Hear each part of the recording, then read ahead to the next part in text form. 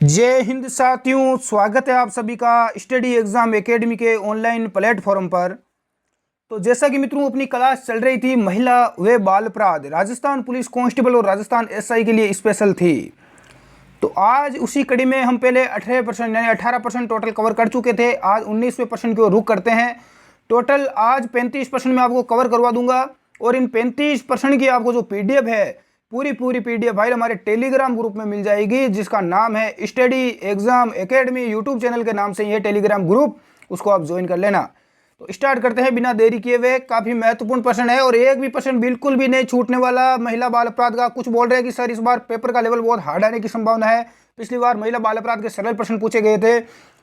तो आज को बता दूं, कितना भी लेवल पेपर का हार्ड आए उससे हमें कोई फर्क नहीं पड़ता। मैं आपको 0 to हीरो तक यहाँ पर पढ़ा दूंगा। कोई भी प्रश्न आएगा तो आपको तो कोई दिक्कत ही नहीं होगी। अभी एग्जाम काफी दूर है, तब तक आपको इतना स्ट्रांग बना देंगे।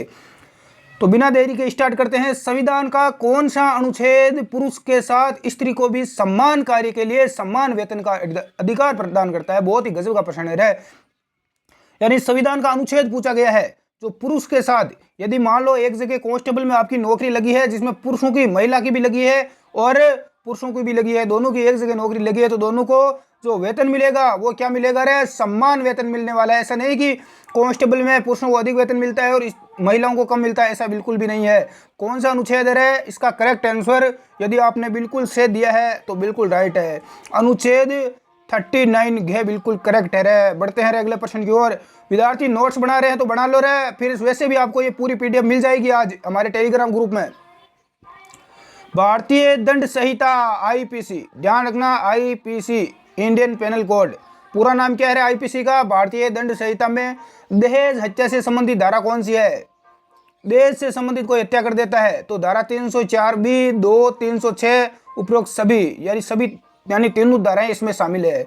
ध्यान रखना विशेष तौर से। इसमें थोड़ा विद्यार्थियों ध्यान रखना। क्या ध्यान रखे गुरुजी? ये ध्यान रखना। तो धारा 304B है, इसके बारे में मैं आपको थोड़ा बता देता हूँ। इधर आ जाओ भाई।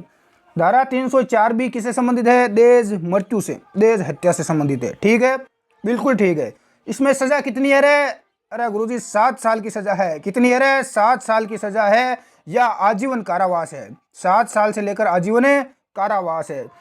कब?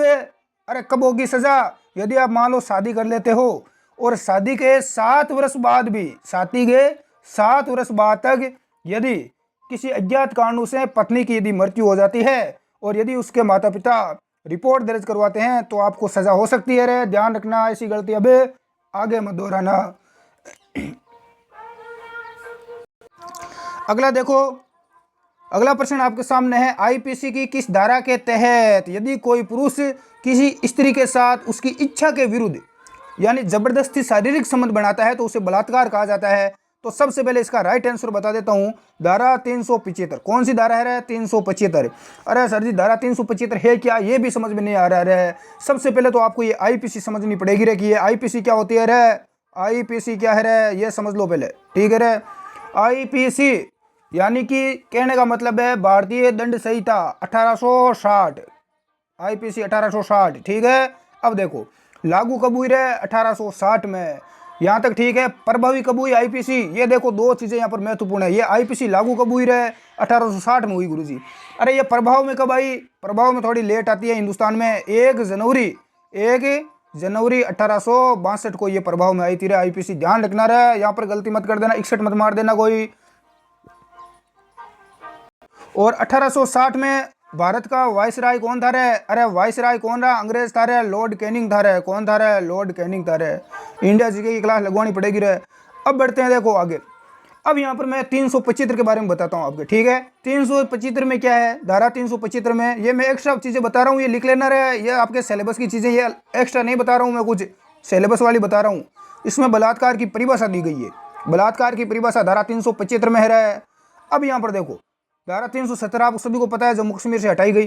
धारा 302, 304 मैंने वो दहेज वाली बताई दी आपको, ये आपको समझ में आ चुकी होगी। इसमें मृत्युदंड का प्रावधान है। ठीक है। राष्ट्रपति है वो फांसी की सजा को रोक भी सकता है अनुच्छेद 72 के तहत।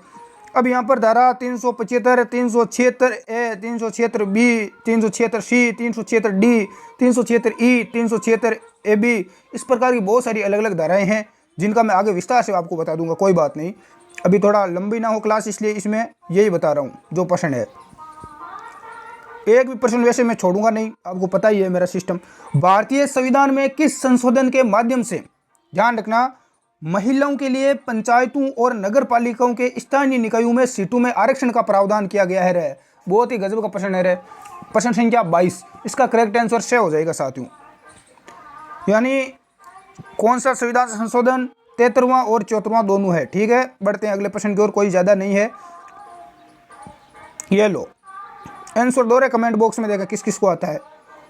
ये लो, पोक्सो अधिनियम किस उम्र से कम के बालकों हेतु लागू किया गया। ये लो, पोक्सो एक्ट आ गया है। पोक्सो एक्ट के बारे में A to Z जानकारी दे चुका हूं मैं पिछली वीडियोस में, जो पिछली अपनी क्लास हुई थी पिछली बार राजस्थान पुलिस का जो एग्जाम हुआ था उसमें।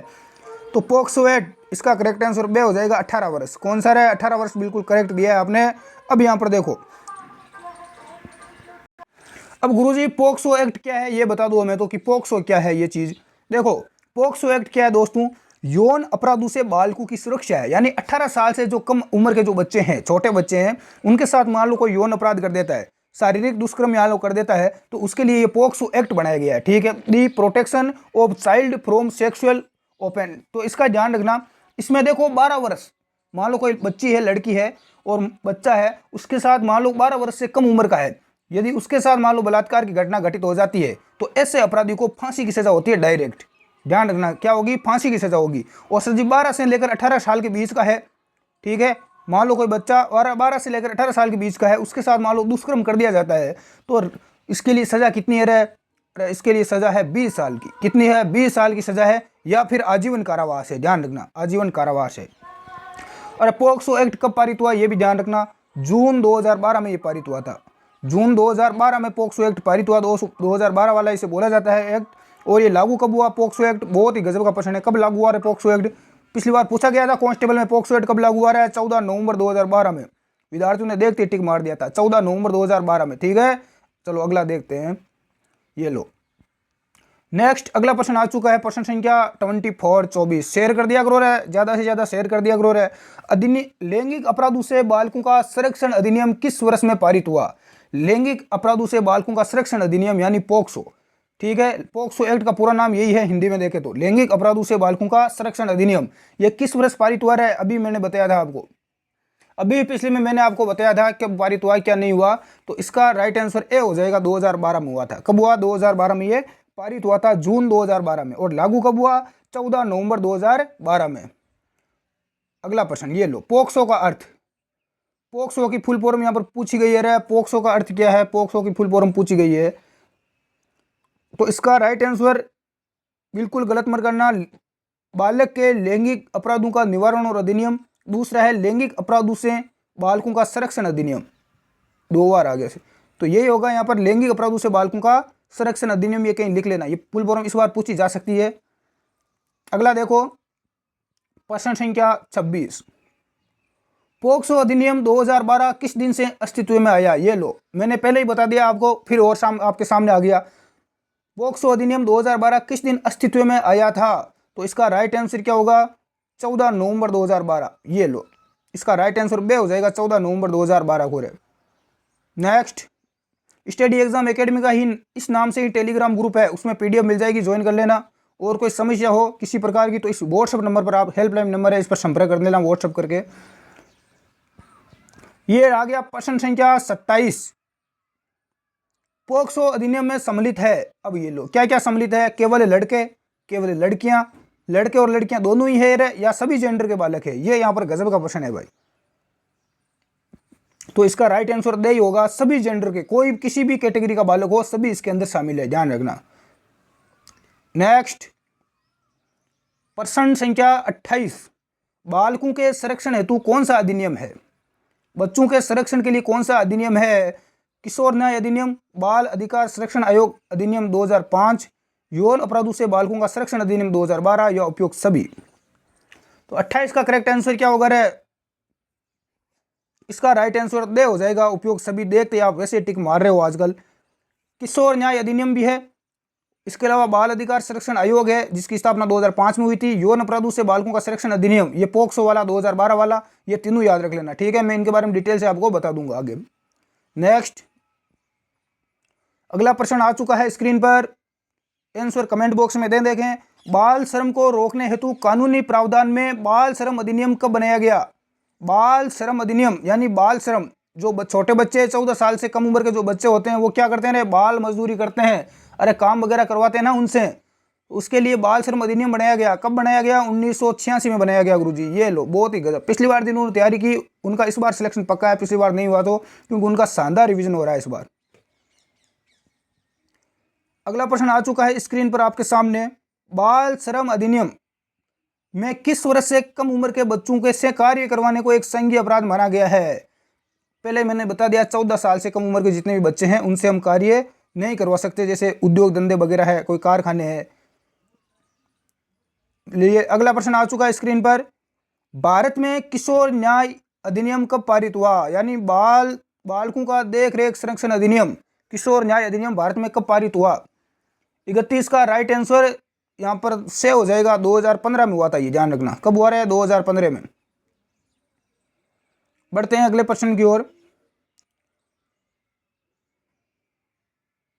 ये लो, पोक्सो एक्ट में 2018 में हुए संशोधन के अनुरूप 2018 में पोक्सो एक्ट में संशोधन हुआ था, ठीक है, ये ध्यान रखना।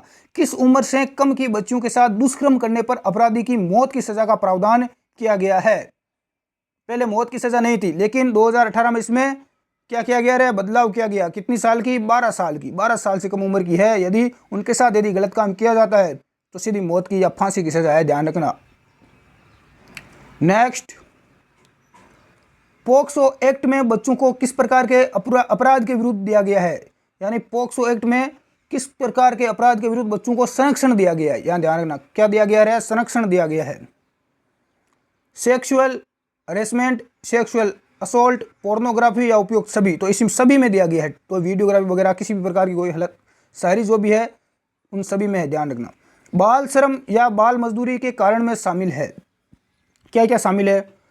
देखो, कोई भी बच्चा है तो वो यहाँ पर क्या क्यों करता है? बाल श्रम क्यों करता है? रे बाल मजदूरी उसे क्यों करनी पड़ती है? एक तो देखो गरीबी है पहली बात, तो दूसरी बात बेरोजगारी है, अशिक्षा यानी शिक्षा की कमी है, बच्चे शिक्षित नहीं है, रूढ़िवादिता जो हमारी मानसिकता है पहले से चली आ रही है। इसके अलावा इसका राइट आंसर दे हो जाएगा उपयुक्त सभी, ये सभी इसमें शामिल है। नेक्स्ट, अगला प्रश्न आ चुका है आपके सामने स्क्रीन पर। संविधान में कौन सा अनुच्छेद है जो 14 वर्ष से कम आयु के बच्चों का कारखानों में नियोजन पर निषेध लगाता है? कौन सा अनुच्छेद है? अनुच्छेद 24, 23, 15 या 45? इसका राइट आंसर ए हो जाएगा, अनुच्छेद 24 लगाता है। ध्यान रखना, ये प्रश्न पूछा गया है कई बार, ऐसे भी पूछ लिया जाता है ये। तो ये टोटल 35 प्रश्न थे। इसकी जो PDF फाइल है पूरी की पूरी हमारे टेलीग्राम ग्रुप में उपलब्ध है, अभी डाल दी जाएगी इस वीडियो के बाद, उसको आप देख लेना जाकर। और कोई डाउट है तो हमें इंस्टाग्राम ID है हमारी स्टडी एग्जाम एकेडमी के नाम से, स्टडी एग्जाम एकेडमी के नाम से अपनी इंस्टाग्राम ID है, वहाँ पर भी आप फॉलो करके पूछ सकते हैं। धन्यवाद साथियों, जय हिंद।